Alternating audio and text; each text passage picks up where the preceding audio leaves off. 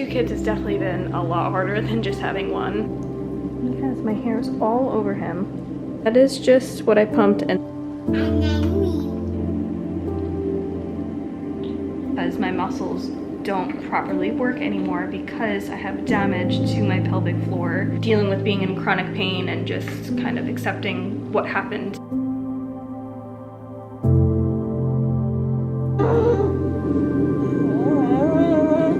So it's time to pump. I pump every 3.5 hours, still at 7.5 months postpartum. Sebastian is equally aligned with my pumping schedule with his own feeding also. It's been a very long time since I've picked up the camera, and I'm going to talk about that because I've definitely been going through a rough patch, unfortunately. I spoke about it a little bit in my last video, but it's really just been unfortunately taking over my entire life.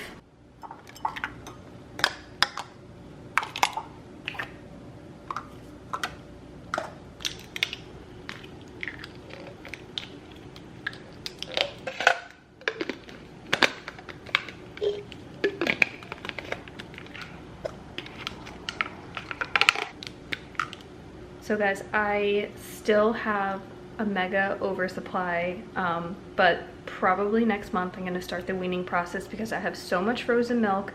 Sebastian's also going to be 8 months old, and we have also started solids, but I'm going to pump right now and I'll just show you on average what I still make during the day. I'm pumping on average 5 times during a 24-hour period. Also, I just put Sebastian down here because just so he can do some tummy time while I'm pumping. He's borderline about to start crawling. He's a little hangry right now. I definitely have to just stop talking and start pumping. This is my pumping station right on my bed. If anyone's wondering, this is the pump I use. The Medela Pump and Style Advanced. This is actually my old pump from when I was breastfeeding. Also, we're pumping with Mila, so this thing has definitely gotten some time in it. I exclusively pumped for 9 months postpartum with Mila, and I'm getting pretty close to the same time now with Sebastian. Again, I'm 7.5, almost 8 months postpartum. It's April 12th. Actually, no, I'm closer to 7 months postpartum. What am I thinking? I don't even know the days anymore. Once you have 2 kids, the days you just don't know anymore, and I don't know. It just, 2 kids has definitely been a lot harder than just having one. If you're wondering what my opinion is, what was harder, the transition to 0 to 1 or 1 to 2, I definitely will say 1 to 2 for me at least was just way harder. If you pump and you don't have a bra, definitely invest in one. It just makes it so much easier so you don't have to hold anything.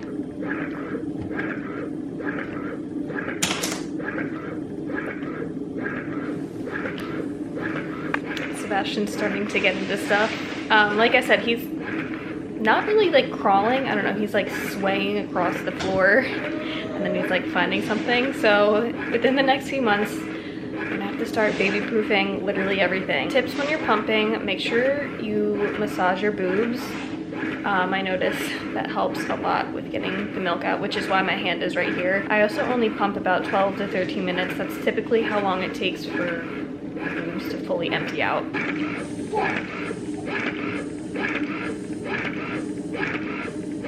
Sebastian, what are you doing? What are you doing over there? Huh? Okay, and that is just what I pumped, and Sebastian sees these bottles and he's probably gonna drink this entire bottle right here.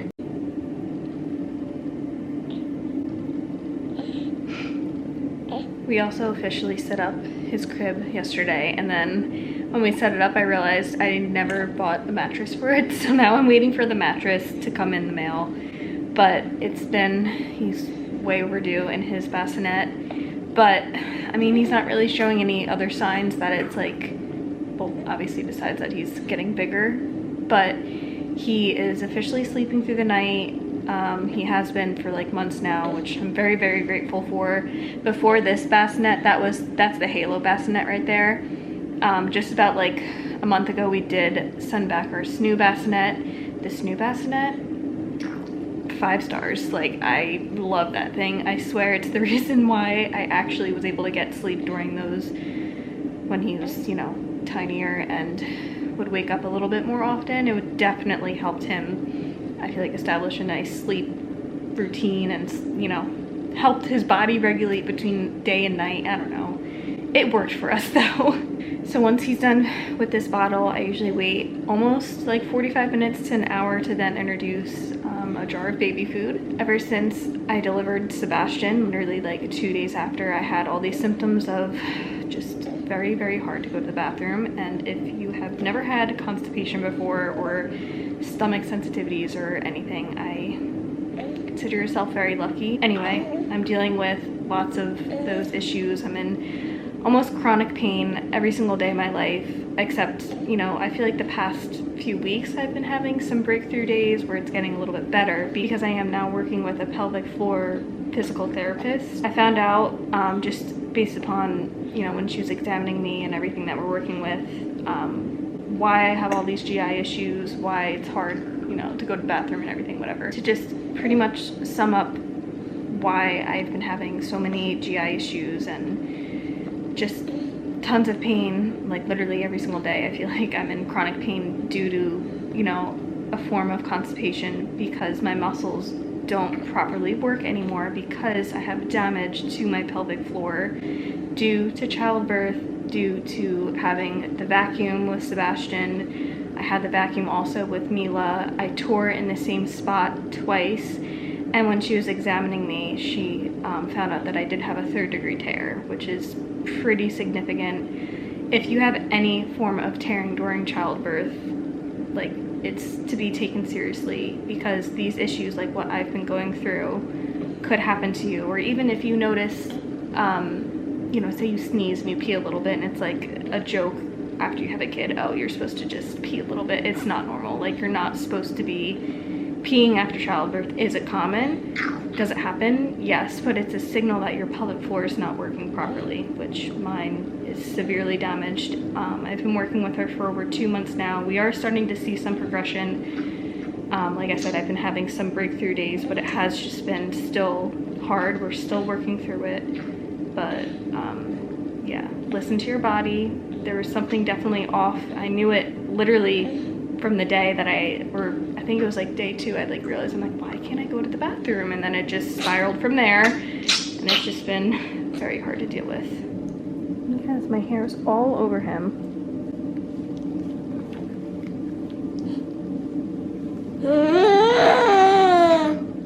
So there's my hair right there on that. Let's just cover that. So we drank that entire bottle. So now we're just gonna wait a little bit.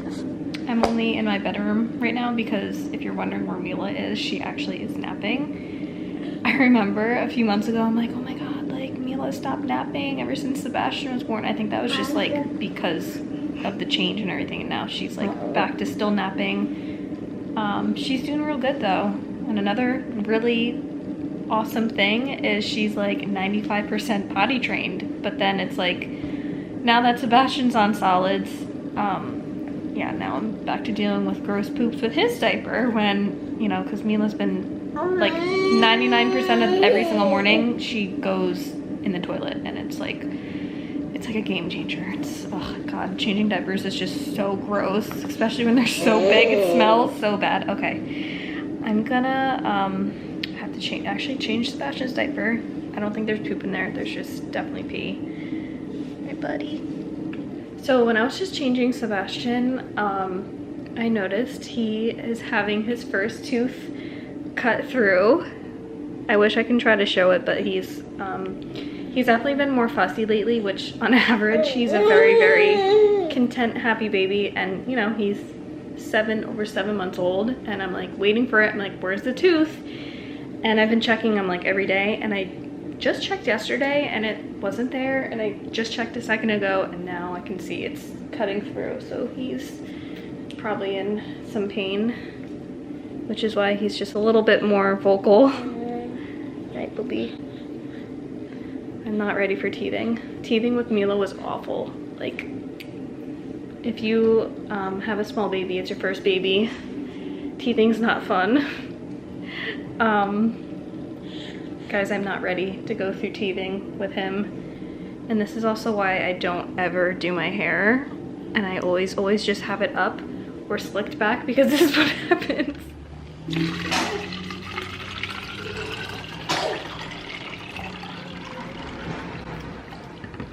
Mila just woke up, so I have to go get her. She naps for probably like 2 hours, which is just amazing. I don't know how she still naps that long. Hi, baby. Nearly impossible to keep her room clean. So one thing to, again, talk about the pelvic floor dysfunction, whether or not you just had a baby, cesarean, anything. My pelvic floor therapist recommended like this wand, especially if you had tearing, because she's gone over, you know, does these exams, and I kind of like know where to like use it. Pretty much wherever it feels like a tender, you want to just like push down on and like stretch and everything. It's pretty much trying to tell your pelvic floor to relax. So basically what happened with me, between the scar tissue and my muscles kind of healed very, very tightly, which is why it's so hard for me to fully go to the bathroom. It's not really dietary or, you know, take a laxative, you'll go to the bathroom, because I've actually taken laxatives before, and even like my muscles will kind of like prevent the whole situation. Like sometimes I would go to the bathroom or feel like I have to go to the bathroom, and it literally would like tense up and go back up because my muscles just don't work properly. But anyway, something I've been using every single day, even if it's 1 to 2 minutes a day in the shower. I'll put the link in the description. I got it right on Amazon. Any sensations, achy sensations from deep inside the pelvis, burning or painful zinging sensations during intercourse. Sex has never been the same ever since I gave birth to both kids. I immediately noticed, you know, burning, painful, zinging sensations when we do have sex, and it's just been, that's a whole nother story. Burning sensations while urinating, I don't have that. Inability to tolerate vaginal penetration for sex, even exams, tampon use, it always like hurts for me. Pain in the tailbone, chronic constipation with an unknown cause, there it is.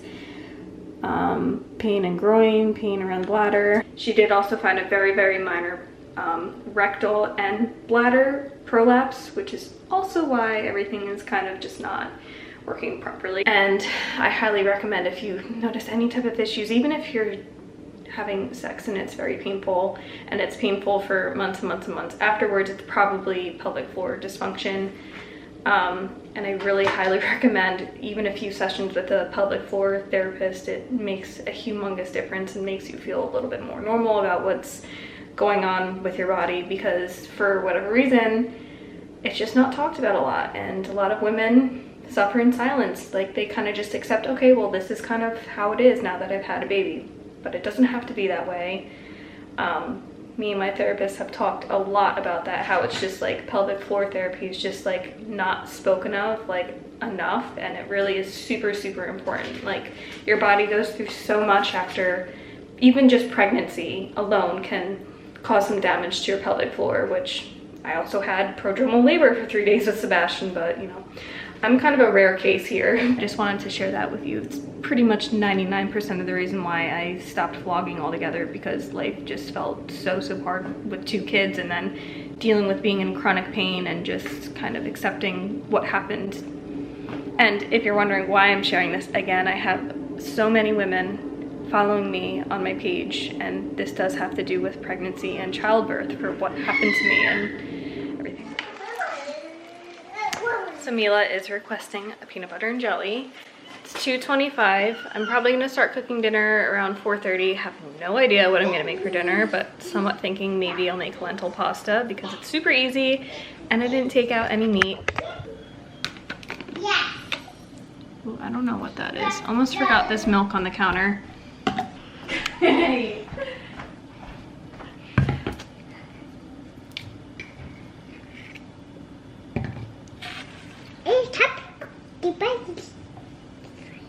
Yeah.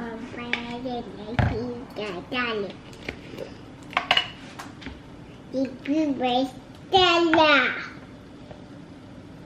Yeah. Da, ba, ba.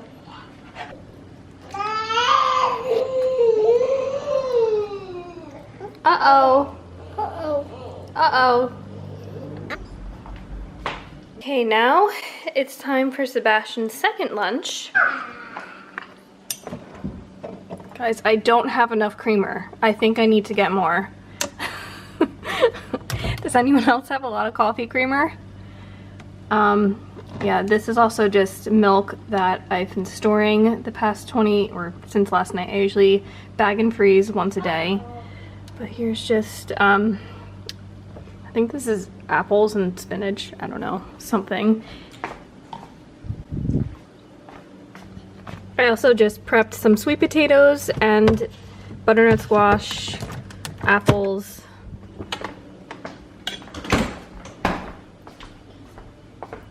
And I have a bunch of these bananas that I'm gonna start making for his baby food. Baby shoes. Mila, you don't need baby food. I need baby shoes. I recently just sized Sebastian up. For 7 months, he's still in stage 3, but with Huggies. I noticed these diapers last a really long time. So if anyone is wondering about potty training, we've been doing it for months and months and months and months. Don't rush it. We're still not 100% there. She definitely honestly prefers the toilet now, which is just super good, but don't rush it. Every single time we'd encourage the potty, we used ice pops. I even used chocolate and everything, but this is like the little thing that we have, so she pretty much can just you know, go up on there. So 2 things I've been doing, because I don't really want to like get too much into it just because it's kind of private for her, but start with undies and just take the diaper off and see, you know, how your toddler deals with that, and obviously use reinforcements and positivities, and you know, sometimes we'd even give her like ice pops on the toilet, so that really helped. And then eventually they're just gonna get it. So and when they finally do get it, it's absolutely amazing. And I do suggest buying one of these so she can get up and down on herself. We were trying out one of these, but we noticed more with the little, you know, with the little step stool like that. I keep trying to feed Sebastian. I feel like now that I know that he has a tooth in, he's not really wanting solids unless he just doesn't like this flavor. I try to never force either. Like if he's not opening up his mouth, I'm probably just not going to try anymore. He seems like he's a little bit oh! He seems like he's a little bit uncomfortable. We'll see if he opens up his mouth.